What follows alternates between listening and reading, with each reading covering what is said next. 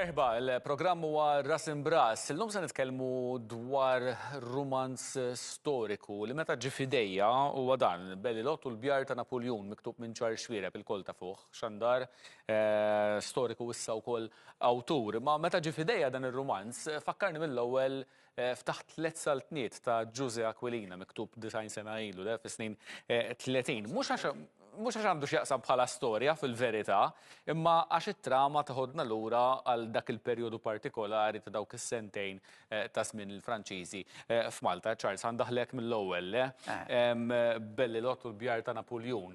Interessanti ħafna daw il-Bjar ta' Napoleon, imma nibdew daqsxejn dwar ir-romanz minnu nnifsu. U għala romanz storiku biex ngħidu hekk. Inti tajt l-eżempju ta' Aquilina ma kien hemm ħafna Muskata Zoppardi, kien hemm Ruxmata dak iż-żmien. Id-differenza minnhom jiena li r-romanz tiegħi huwa llum. Ġifieri l-istorja kollha ħad tiġri fl-2024. Marin, ġuvnot Franċiż, jiġi fuq cruise ship ma' tfajla u f'daqqa waħda għax kun jomu Lost, L-H-O-S-T-E, jintabaħ mingħand professura u Malta illi l-antenati tiegħu ħallew xi djarju misterjuż li jista' jwasslu għal xi teżor fil-gżira. Tidher komuni l-ħaġa, imma jiena mort lura minħabba din l-istorja u għaw fejn iġi naqbel mar-romanzi klassiċi. Mort lura u dal-Ost fl-istorja vera issa, history, fl-istorja vera dal-Ost kien l-ewwel sindku, għax tinsiex il-Franċiżi għamlu l-ewwel sindku kunsilli lokali f'Malta 200 sen ilu. Kien l-ewwel sindku ta' Ħaż-Żebbuġ u ġie maqtul f'Settembru tal-1798 meta Żebbuġin riedu l-armi mill-armerija u marru bihom l-imdina biex jiġġieldu kontra l-ewwel ġurnata tal-Franċiżi, kontra l-Franċiżi. U għalhekk mill-ewwel jiena bħala qarrej se ndaħlek f'istorja li ġrat vera. U l-kunjom Lost kien jeżisti f'Malta dak Kien jeżisti kellu storja.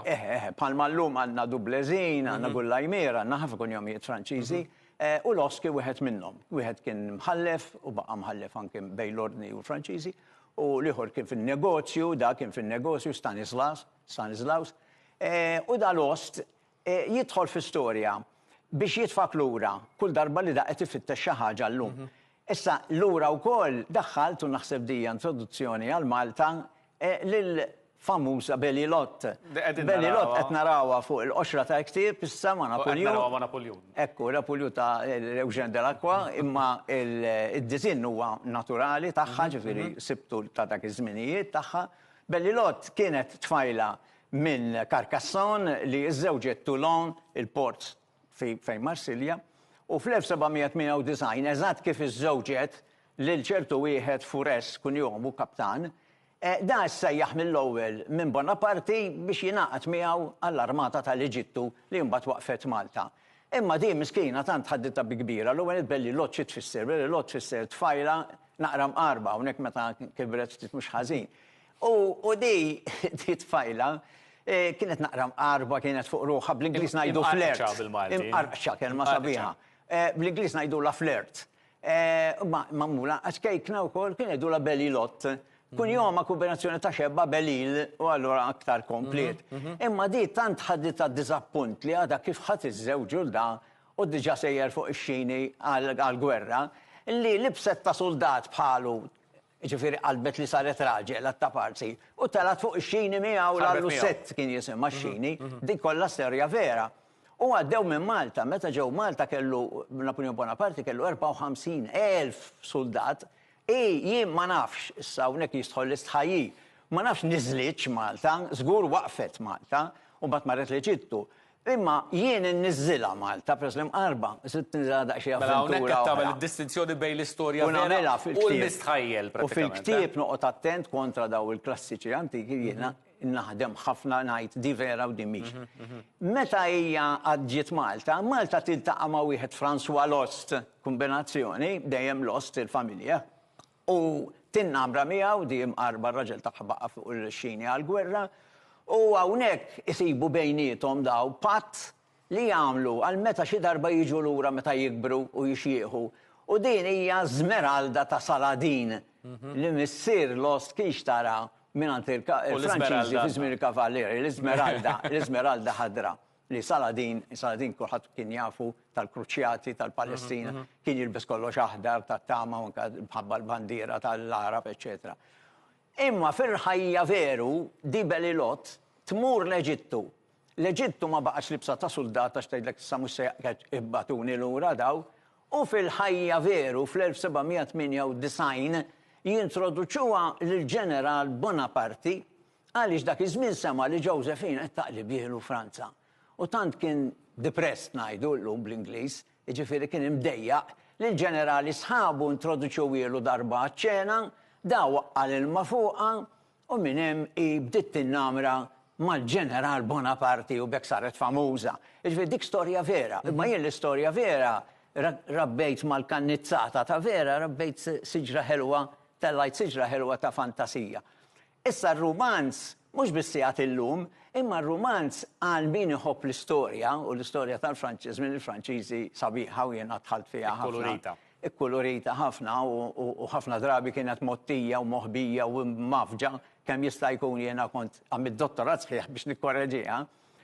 Dak iż-żmien l-istorja jekk irid għarrej ħajsir jaf ħafna fuq x'ġara fi żmien Bonaparte f'Malta 200 sena ilu mingħajr ma jiddejja jaqra ktib tal-istorja jew ktib ta' textbook, eċetera, eċetera.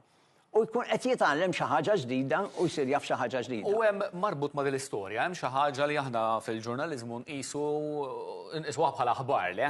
Ekku. Hemm din l-istorja li għandha x'taqsam ma' bjar li hemm f'San Ġiljan. U laħlet fit-titlu. U li inti Belilot u l-bjar ta' Napoljun. Dik kienet opportunità kbira għalija hawnhekk qed naraw fil-fatt is-Sindku ta' San Ġiljan qed jikxef il-lapidi li jfakru din l-istorja li ħanajdlek. Hemmhekk fl-art qed naraw xorok fin-nofs u mbagħad dawra sħiħa kif kienu bnew għall-kavallieri, dawn kienu bjar, wells, reservoirs ta' vera li kienu fit-tarf ta' triq Lapsi San Ġiljan. Meta tinżel it-triq kollha, qabel ma kien hemm il-bini fi żmien il-kavallieri, kien jinġabar l-ilma tax-xita kollu hemm. U jimtela fil-bjar. Il-bjar hemm għadhom hemm taħt. X'inhi l-konnessjoni ma' Napoljun? Issa għaliex jgħidulhom il-bjar ta' Napoljun. Jiena ħabta ta' xi inqas minn 20 sena ilu. Konti għad viċin u xaħat u l-ġirien għallu li niltaqgħu fuq il-bjar ta' Napoljun. U jien li minn għalija kont naf kollox fuq Napoljun f'Malta, ħasduni. Għajt infittex sa' kemm insir naf li propju minn hawn imma wkoll minn San Pawl il-Baħar, minn Marsa Xlok, mill-Belt Valletta, ix-xwienet ta' Napoljun kellu 200 biċċa tal-baħar, daw ridu l-ilma bil-fors biex jaslu sal-Eġittu. Il-xwienet tal-baħar daħlu għaw fuq l-20 minnhom u ħadu l-ilma minn hawn. Dak l-ilma li kien riservoir li kienu jużaw il-kavallieri. Kif kienu jafu li kien hemm għaliex kienu jafu, għaliex Georges Gronier de Vasse li bena l-Mosta mbagħad ir-rotunda kien inġinier u peress li r-razza tiegħu kienet ukoll Franċiża, daw kienu ħafna miż-żewġin Franċiżi hawnhekk, da x'għamel? Da għamel mappa lil Bonaparte qabel jiġi hawn u fil-ktieb nirriproduċiha jiena. U qed jurih fejn jista' jidħol bix-xwieni, fejn l-asess u fejn l-ilma. Mela l-intelligence ta' Gronier waslitu biex juża l-bjar ta' Napoljun. Biex juża l-bjar tal-kavallieri. Tal-kavallieri. In-nies tal-lokal minn dakinhar sal-lum ħaġa tal-ħaġeb bil-fom biss mhux miktuba baqgħu jgħidula din il-pjazzetta ħelwa baqgħu jgħidula fuq il-bjar ta' Napoljun. Baqgħet fil-memorja tan-nies din il-Franċiżi tradizzjoni orali li baqgħet hemmhekk ħajja.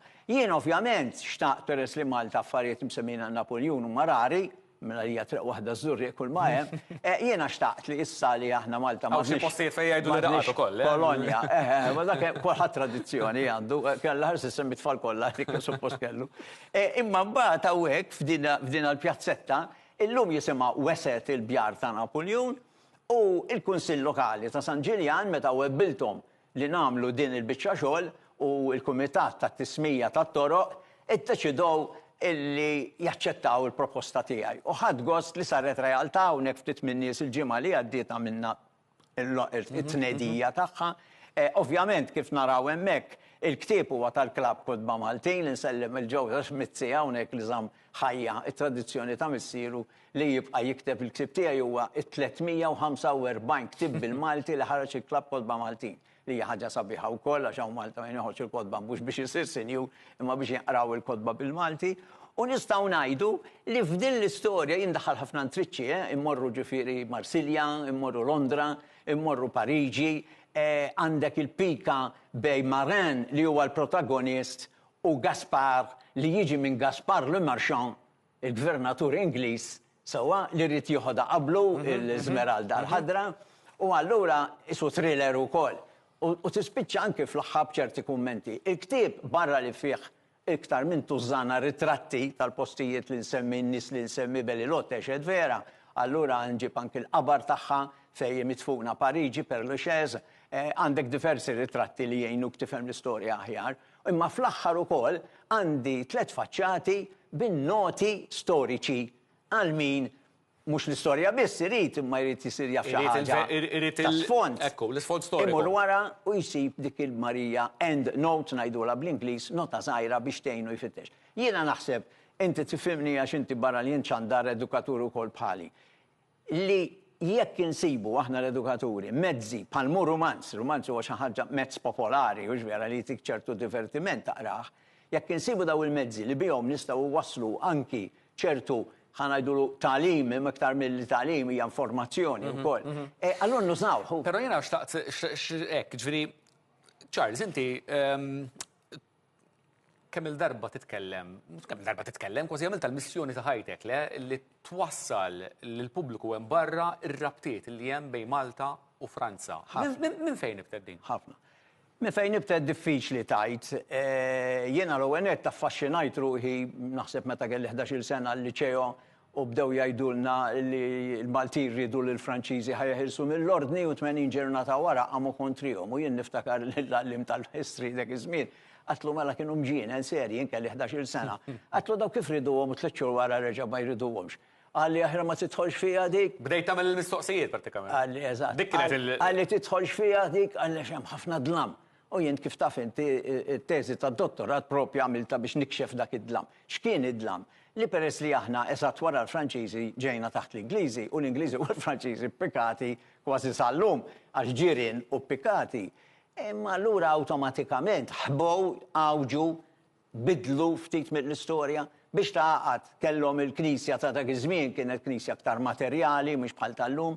U allura il-Knisja biex tiddefendi il-privileġġi tagħha u n-negozjanti ta' dak iż-żmien, in-negozjanti ta' dak iż-żmien, kienu għamlu ħbieb mill-ewwel mal-Ingliżi, l-Ingliżi kienu furbi biżejjed li ndunaw li aħjar ma jagħmlux bħal Franċiżi ma jiġġildux mal-Knisja għaliex il-poplu kellha ma jibqax magħhom.